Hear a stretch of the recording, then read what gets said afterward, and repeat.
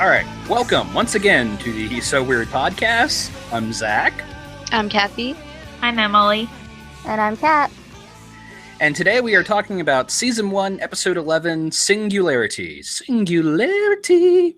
Which is funny because we don't see the same scenes in the episode a single time. We see them over and over again. Oh. What would we Good point. describe this week's mystery as? Cosmic weirdness. Time warp. How Clue describes it. In my review, I refer to it as both a time warp black hole pocket dimension thingy and a reverse time wedgie. Those are the two phrases I use to describe it. It doesn't even remind me of anything I've seen in Doctor Who, but maybe I just tune out to all the timey-wiminess of Doctor Who. Yeah, well, kind of, I guess what you'd say it is, and to describe it in as few words as possible, it's a alternate dimension black hole time warp-esque element that things go into and become frozen inside of, as if they're frozen in time. But it also allows people to travel back and forth in time. That's a good summary. Yeah, so just a weird time warp thingy, I guess. I don't know. And also, more importantly than weird time warps, baseball. Very important. Baseball. Yes. Fiona's whole character arc this episode is learning that she can swing the bat. Well, you make it sound like that's the only focus of Fiona in this episode, where the issue is more about the relationship between her and Jack, I think, and that Jack does not want Fee to play with him because Fee's really bad at baseball. So she's afraid to join them, so she decides to sit out, and Clue tries to get her back in, and then she doesn't. Well, as is often the case in fiction, it takes the meat of the episode for that character to get over whatever block they're having, and then afterwards they have a little more confidence in themselves, I guess. Yeah. Mm-hmm. But yeah, this one, well, it seems to me that Molly is out. She just did some press for a local radio station, and the family's out playing some baseball with these characters we've never met before or since. Yeah. A little odd. Throughout the game, they hit a baseball into the backyard of the local eccentric, whose name is Mad Max, not because he drives a nitro wagon for the post-apocalyptic wasteland, but because his behavior is erratic. And as they go to investigate and get the ball back, Fiona and Clue, I should say, accidentally stumble into this weird time warp thing, and Clue becomes stuck in there, and Fiona barely escapes. And when she escapes, she's been tossed about, I don't know, I would say 15 to a half an hour minutes into the past. And it's up to her to try and save the day, which she does. Of course she does. Yeah, the writer of this episode, his name's Jon Weisman. He went to one of our live streams once, and we were streaming all his episodes that he wrote. And he gave us a lot of cool information about this episode. No one knew. He's a really, really big fan of baseball. So Well, that explains that. pretty sure. Yeah, pretty sure that's why there's a lot, especially in this episode. He talks about how the opening scene when they're playing softball, and one of the bases is open. He said that it was based on a real thing that happened at a high school baseball game he covered in Palo Alto in 1989, and it was a playoff game, and the final play of the game went just about exactly as he depicted it. Catcher thought they were 3 out and left home plate. So that's pretty cool. I'm glad he explained that, because watching the scene, I didn't realize that guy was the catcher and that he walked off because he thought there were 3 outs. So now it makes sense to me. But I wonder if that's ever happened in the majors. I've seen games before. I'm a Mets fan, and I've seen games where whoever was at bat hit the ball, but they thought it went foul when it didn't go foul, and then they got out. So stuff like that happens. Well, I've never been a sports fan my entire life. If you threw a ball at me, I'd probably have a seizure. So do we like this episode? I love this episode. I love the baseball, and I think Mad Max is a national treasure that must be protected at all costs. He's cool. I like the episode. I don't think it's not up there. It's a good, okay episode, fun to watch. Don't hate it. It's cool. Yeah, I would rank it similarly. I enjoy this one. I wouldn't say it's a great one. It's not a bad one. It's a little middle of the road, but it's fun. Mm-hmm. I especially like the Clue and Fee moments. Yes. Yeah, that's nice too. I like this episode. I like the time warp element to it, I guess, and going back in time and figuring out that what we had seen earlier in the episode was actually Fee was kind of fun. And like when we didn't know what was happening and why someone was shouting behind the door, that kind of thing. But I don't care for Mad Max very much, and we can talk about that later. No, we can talk about that now. Because Mad Max brings this episode up so high. Because I think it's the actor behind Mad Max that makes him so endearing. Because he is missing teeth, and he wears a baseball hat, he's dressed in flannel, he's this little old man. He uses phrases like, "What kind of claptrap is this?" And that just makes him such an endearing character to me. I can't explain it. But I really love how when Fee is trying to explain to him how she got into his house after she falls out of the time warp into his bedroom, and he thinks that she's broken into his house, so he wants to call the police on her. And then all of a sudden, Fee's trying to explain, I was in this time warp thing, I was in a black hole, my friend got stuck there was this dog. All of a sudden, he hangs up on the police. He's like, a dog? What kind of dog? I don't know. What does it matter what kind of dog it is? What kind of dog? And I just think it was hilarious the way he delivered all of his lines. Well, I have a question for the more baseball literate people here. Mm-hmm. The dog, the Rocket, is named after a ball player. Is that a real person, or was that a name they invented for the show? Well, according to John, he told us information about that. That guy's fictional. Eddie the Rocket Rabowski is the fictional version of John's dad's childhood hero, Stan the Man Musio. I don't know how to say the last name. Okay. Well, I don't have particularly strong feelings about Mad Max either way, but I would say the only issue I have with the character is that actor, Ron Suave, I guess is how you would say that name. There's a little floaty thing over the E there. He does kind of a weird old man voice, and I'm not sure how I feel about that. I but love otherwise, his weird old man voice. The IMDb plot synopsis refers to him as a curmudgeon, which I think is a correct way of putting it. Yeah, I guess to me, he feels too much like a caricature, and I guess what makes him so endearing to a lot of people is his love for his dog. But to me, okay, I've never had a dog, so I don't like in that. So that's part of it. But the voice thing, yeah, you're right. And I don't know this actor, I don't know if he actually has a lisp, but in the show he has a lisp. And I don't know, for me, characters in shows that have lisps, we're often supposed to laugh at them instead of laugh with them, and I feel like that's the case with him here. I'm not laughing your with background him. as a speech therapist coming through there. Yeah, but actually, even before I became a speech therapist, I guess what bothered me the most is that he just didn't feel like a real person to me. But that's just me. I get why people like him, but not for me. I do get the impression that the actor is playing older than he is. That is something I do suspect. Mm-hmm. But, obviously, Kat loves the character, though, so expound on that some more. I want to hear some more of your Mad Max fandom there.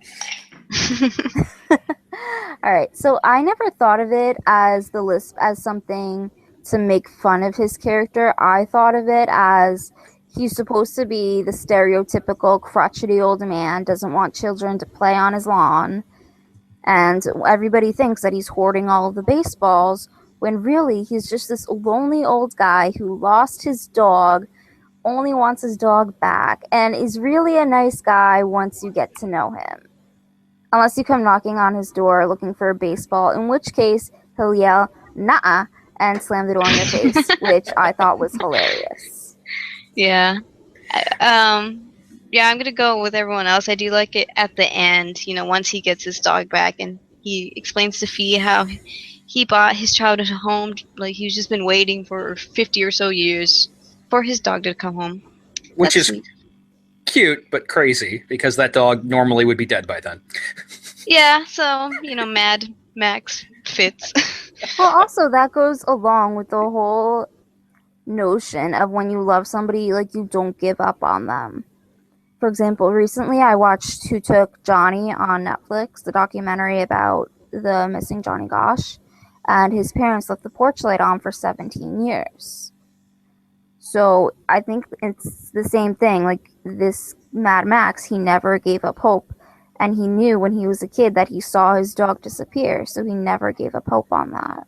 Well, you could even make the case that this ties into So Weird as a series, its theme about loss and issues of that nature. I don't think the writers were thinking of that, but you just saying that maybe connect those dots. Yeah. We're getting very meta here. One of the things I like about this episode is there's a lot of good Fiona Jack stuff in this one. Oh, yes. I really love the scene where she has that little heart-to-heart with him after she pops out of the time warp and lets Jack know that even though they have their disagreements, that they're still brother and sister and they still love each other. That is a good Fiona moment. Anytime they get Kara to cry, she didn't cry too much there, but anytime that happens, it always, makes your heart tighten up a little. Yeah. I think that's some of her best acting in that scene. The delivery of the lines feels very natural. It's not like she says everything perfectly. She's just a kid after all, and she kind of fumbles over her words, but it feels even more heartfelt because of that. It's just really, really lovely. Yeah, and they hug it out, which is nice.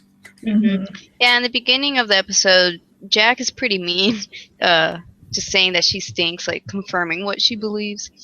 So Molly's just urging him, like, she probably could have played if he asked her or gave her pointers or whatever. So, yeah, thankfully at the end, he is like very nice to her and saying, I could teach you some tricks and all that. But in the beginning, he was not so much nice. And in the middle, I feel so bad for him because he was so confused. The way the timeline works, Jack was walking to Mad Max's house. I think it's on his way back that Fiona sees him and stops him in the street. The Fiona that's about to go into the time warp sees him and goes over and gives that little speech about how much she loves him because she's afraid she might get stuck in the time warp and never see him again. And then as he continues walking down the street, the Fiona that has not gone to the house yet, I think this is when she stops him and Jack's like, what's with you? And before you were being all nice to me and now you're acting like this. Yeah, and I like that moment from a writer's perspective because they don't stop and explain that the first go around. You have to watch all the episode the whole way through to get that. And that shows how much the writer of this episode was willing to put his faith in the young audience to get what was going on. So I enjoy that. Yeah, it's definitely a puzzle piece. It's still confusing now to put together. Yeah, definitely I can't understand it if I had seen it only once. I had to see it more than once. Yeah, and Jon Weisman said this episode was a pain to write, so he may not be able to explain it well to us either.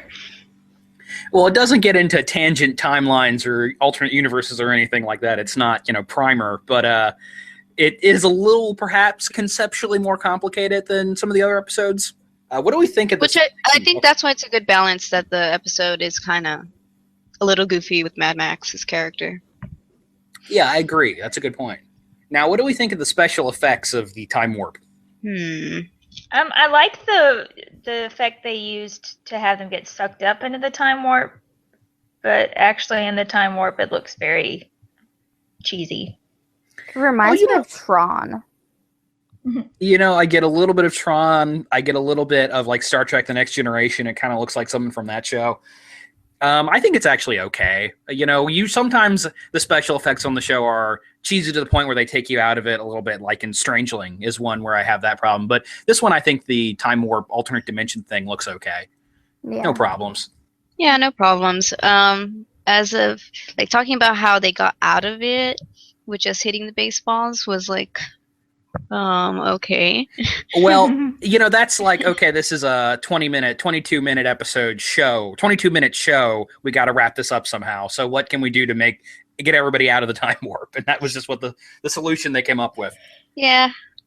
Bringing it all together with Fee eventually, getting faith in herself with baseball or softball and getting out of the time warp. Right? It all worked out. But I was, at first I was like, okay, that's pretty simple.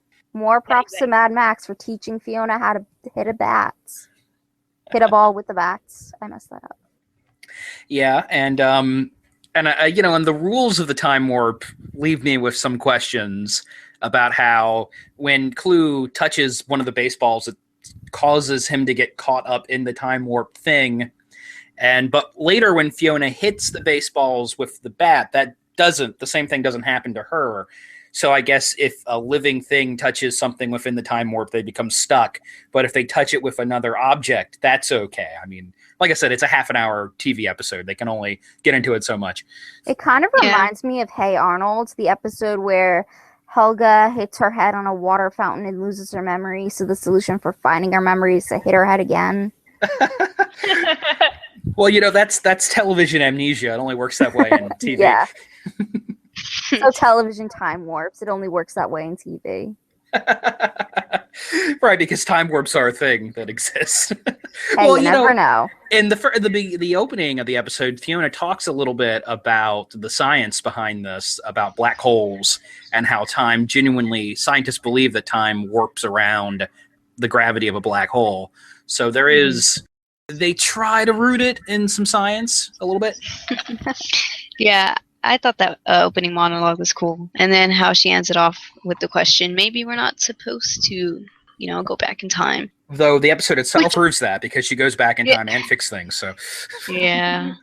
Yeah, but she could have gotten stuck there, so it still makes you think. And my moment I like in this is Fiona at the beginning with the camera. That's makes me think of like a so weird found footage horror movie, and that's an idea I want to see. That's what that moment makes me think of. Well, it's kind of funny because in season 3, Jack's muse reveals to him that he has a thing for photography. Right. And they don't play up on that at all in this. Well, that's because it doesn't come up until season 3. Yeah. It's kind of odd. Like, well, no, that's going into season 3. Yeah, we can save that. I won't go into that. I feel like every episode of the show, we complain about season 3 and we complain about Disney not releasing the show in some capacity. That's something that happens every episode. Yeah. So we get a lot of Fiona Clue time in this one. What are everybody's thoughts on that? Yay! Yeah. I like in the beginning how Clue generally asks like if he wants to play, to join along, but if he's just too embarrassed on how she can't play, so she acts it up like, yeah, I don't even like it. And there's some cute Clue and Fee time while they're sitting on the bench together, and Clue is the one to go sleuthing around with Fee. Yeah, I like how Clue asks, like he notices that Fee maybe is a little down, and so is Jack, so he asks like if they're getting along okay. Yeah, which makes me wonder if like they've been in an argument for not just like the situation, but before the episode even started, something was going on. But That's I don't a know good what that would idea. be. Yeah, because like at the beginning, like she looks over at Jack, and I don't know. It seems like she just wants to stay away from him. When Clue asks if she wants to join. Mm-hmm. Mm-hmm. So. Well, it could just be brother-sister rivalry. Who knows? Also, is this the first time we hear In the Darkness in its entirety? Is this the first time we hear all of that song? I believe so. Because I Molly think it's- announces that she just got it as a radio hit. Yeah, I'm thinking it's following up the episode Rebecca, because in Rebecca she I forgot where she goes to, but she goes to someone, I think her demo or something, and it's when she wanted to go look for Fee, but Jack's like, no, this is important, you need to go. Oh, that's a good connection. You mean Tulpa? Is it Tulpa? Yes, Yeah. Tulpa. Whoops. Yeah. So yeah, the episode right before this one. But otherwise, not a lot of Molly in this one. I wish they had given her a little more to do, but she's basically there at the start with the baseball game where she's interacting with everybody, and then she shows up again at the end. Well, that's because she had to go to the optometrist. Right. Which is a random thing to throw in there. Like, oh, I've got to go to the optometrist. Like, okay, I don't know why it had to be that of all things. That was a very specific reasoning. I don't know why. Well, They say everybody it- needs to get their eyes checked. I mean, I think they say it because she had called the wrong play or something, and then since Fee has the camera, they show it again, and Ah, gotcha. so yeah, that's why Molly's like, okay, that's why Fee, you're coming along with me, because Fee's the one that caught it on her camera. Oh, okay. And I love that camera, by the way, that giant, the giant viewfinder on that camera. It takes about half of the camera, and it's just like, I mean, the Phillips family has to be loaded because Fiona has like a top-of-the-line laptop, which she replaces at least once in the course of the series. She has this fancy-dancy camera. She has wireless internet on her tour bus, which didn't even exist in 1999, I don't think. All these things. So obviously, Molly did not squander the fortune she made with her previous band. Yeah, I believe. Yeah, they're pretty loaded. They get all that tech. Is Ned in this episode at all? I don't think he is. No. Missed him. Okay, let's see. Anybody else have anything they want to see? I'm looking for my notes here. Jon Weisman in the chat brought up something that I didn't realize before. So he wrote this episode and the episode Memory, and he mentioned that he realized that there was a parallel between the two episodes with the ending scenes. So in the end of Memory, Jack says, let's go swimming, and then they kind of reunite after that and get over whatever argument they had. And then in this one, he says, let's go play baseball. So, and then they, it's all over with. They aren't upset with each other anymore. And I just thought that was really cool because I hadn't paid attention to that before. That is an interesting parallel. And also both of those episodes have kind of a non-linear thing going on. He writes cool episodes. He also wrote, was it Second Generation? Yeah. And Strange Geometry. Oh, I like all of those. Me too. Really and I do, even though the character, I'm fine with, but I do like the interaction between Fiona and Mad Max. Watching them play off of each other is a lot of fun.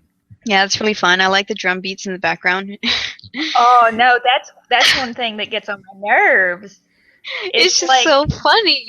No, I'm like, this is taking me out of the scene. It's so irritating. Yeah, it's like a free association jazz drum score. That is kind of weird. Yeah, it's just, it didn't have it, and then they started yelling, and music just popped up. It's just so funny to me. Well, that's how the stakes are getting higher, is because the drums are playing.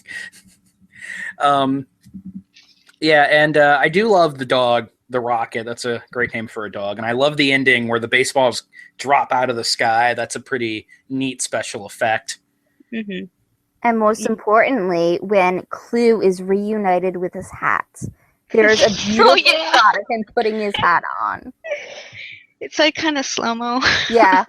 It's you true. Ship it. Clap. Clat. Oh, no. Yeah, okay, so why did Fiona take off Clue's hat and throw it like that? What was the basis of that again? Oh, she was doing a magic trick to make the hat disappear. It worked. Yeah, I think just to get them into the time warp. Yeah. I thought that was so cute. They're Me such too. good balls. Yeah, I like how Clue plays along with her. Yeah. And I like at the end how Clue's just perplexed at what happened, and he's like, that was just cosmic weirdness. And he's like, I wonder if I have to take physics now. Yeah. He's great in this episode. I feel like Clue would have that reaction to most anything. It's just be like, whoa, man, what was that? Yeah. Clue is like classic surfer dude stupid. It's great. Not stupid, just a little less aware than everybody else. Yeah. But the scene with the baseballs, the only thing I have to say is that everyone else didn't seem too weirded out about it either. It was like, whoa, where'd all these baseballs come from? And then, let's just go play. You know? That's a good point. And, oh, wow, where'd this 50-year-old dog come from? Yeah. Out of the sky. And that, that makes me think, like, man, I wish So Weird had done an episode about strange rains. That would have been a cool topic for them to dissolve. Oh, like with the fish raining from the sky? With fish, and people have talked about blood raining from the sky and frogs and all of these. I've heard of spiders raining from the sky. Oh, God. Oh. That's just a spider, NATO. Everybody stay inside until it's over. Yeah. So yeah, I do not have a lot to say about this one, but it's I do enjoy it. I like the interplay between the characters in this one. I like the way the timeline is mixed up a little bit.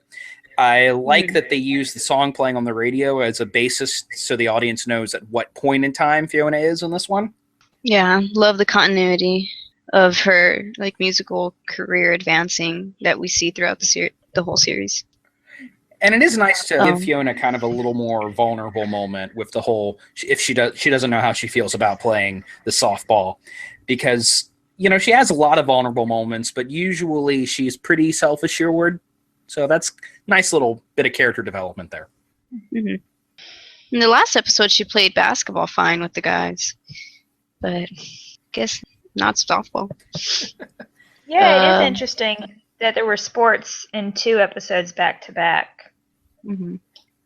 And they really missed an opportunity not opening the next episode with some air hockey.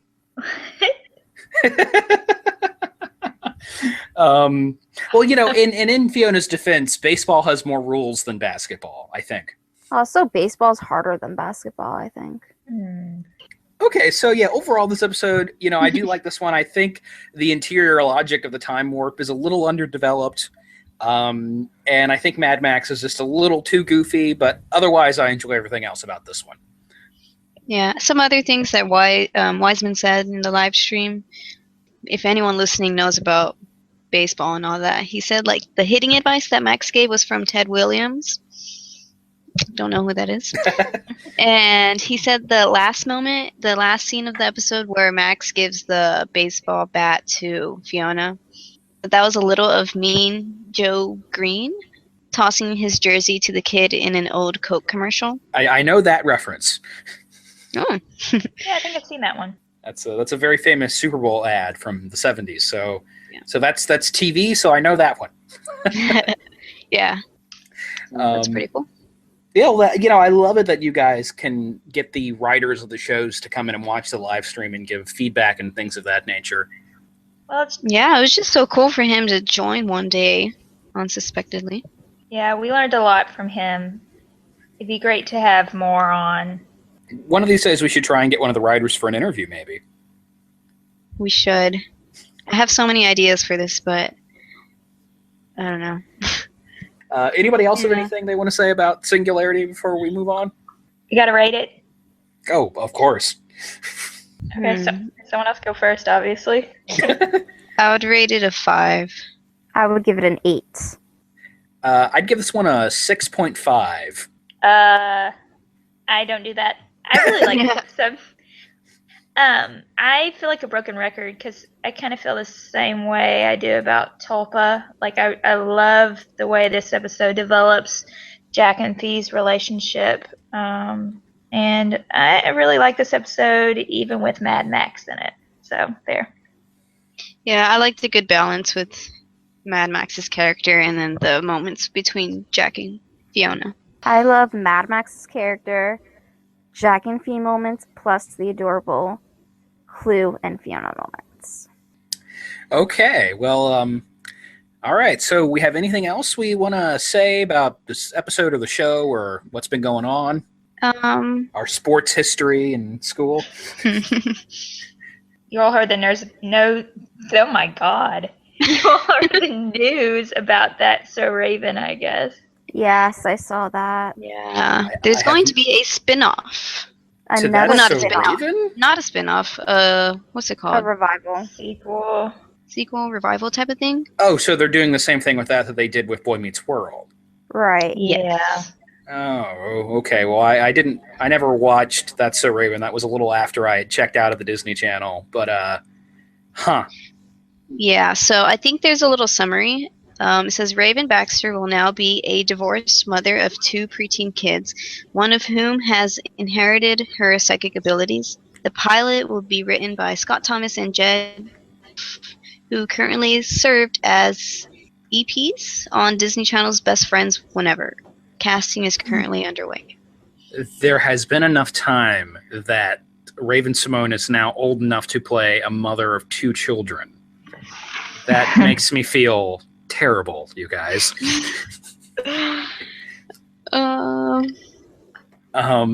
How long has it really been? I don't think it's been that long. Well, that show was on the air when I was in high school, so it's been at least 10 years, I guess. Which, Yeah. oh my god, That's what Raven was in like 2002, I think.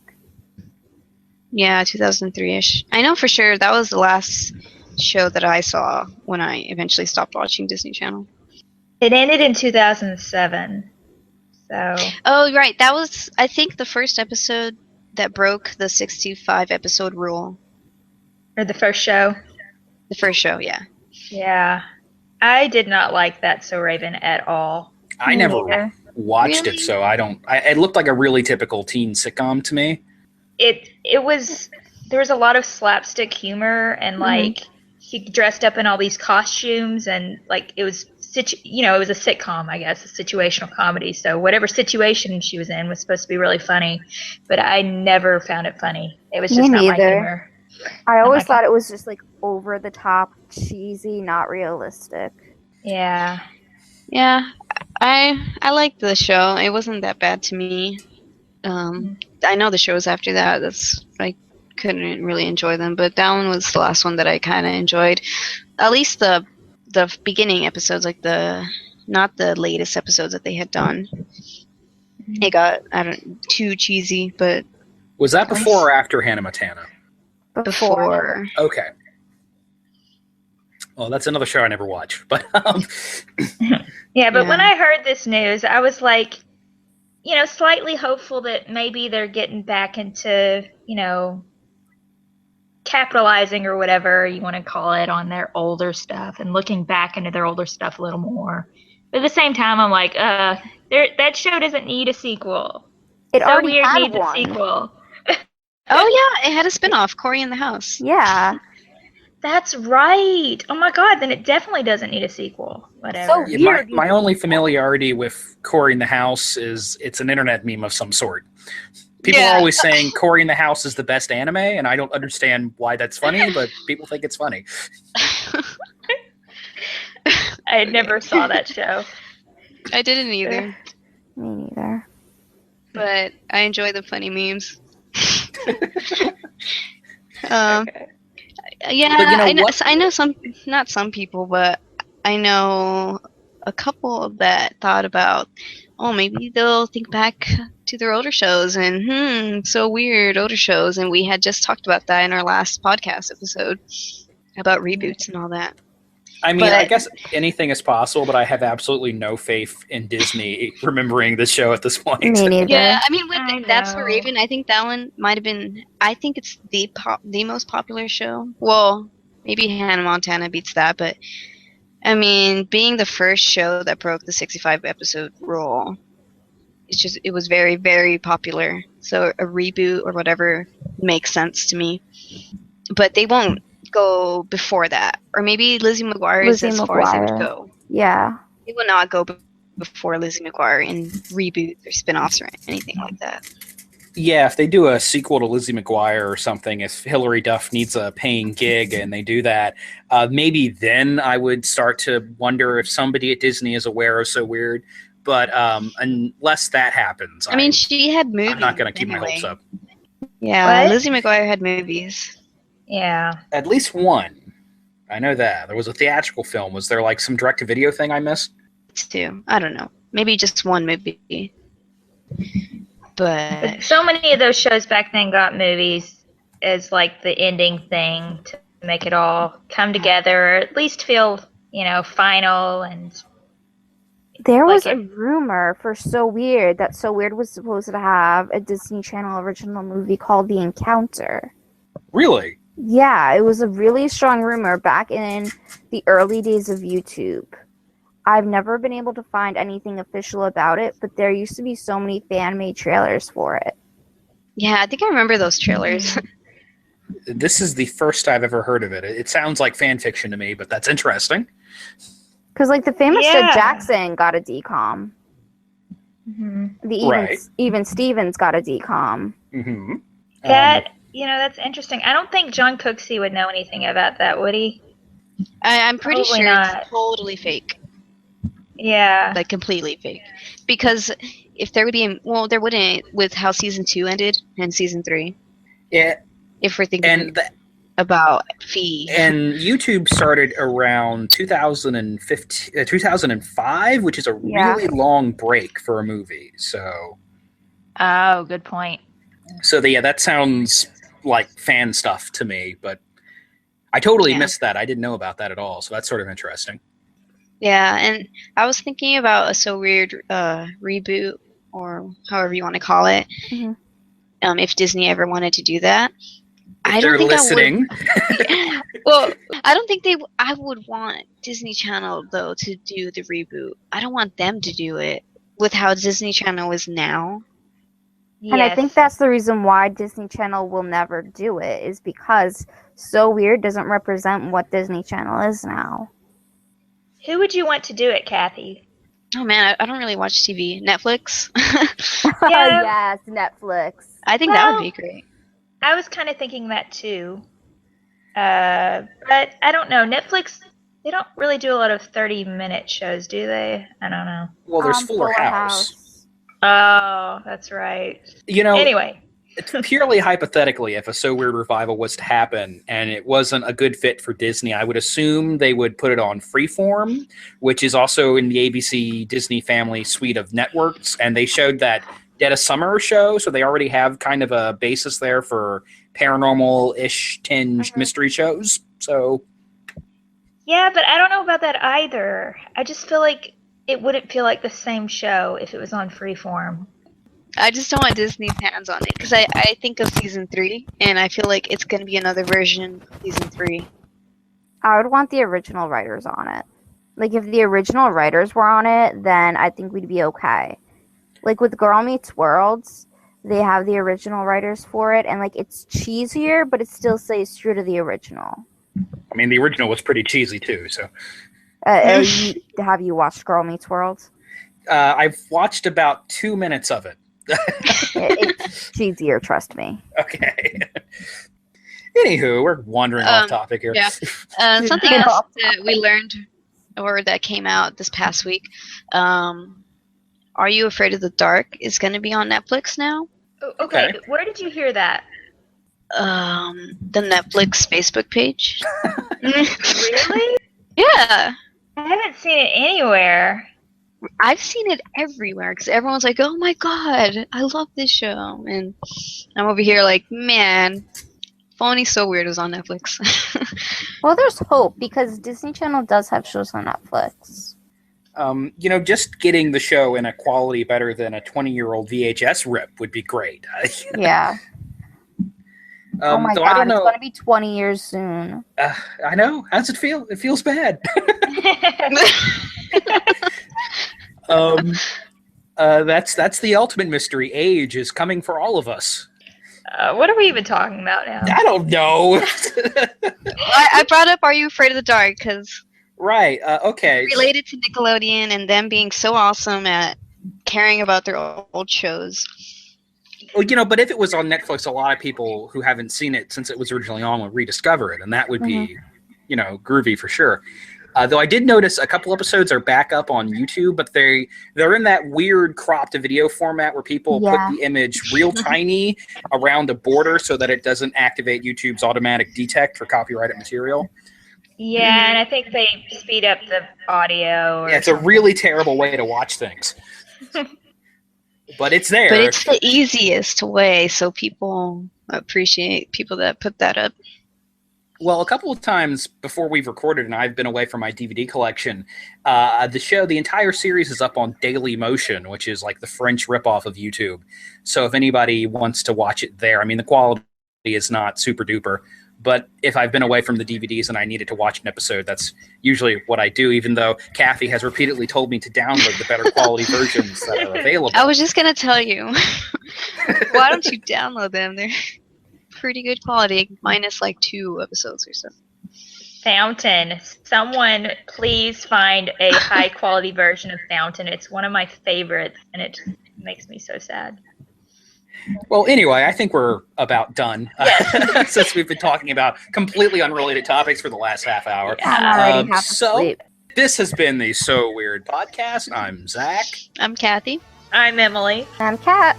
All right, and we will see you again soon. Keep the faith. Good night, everybody. Bye. Bye.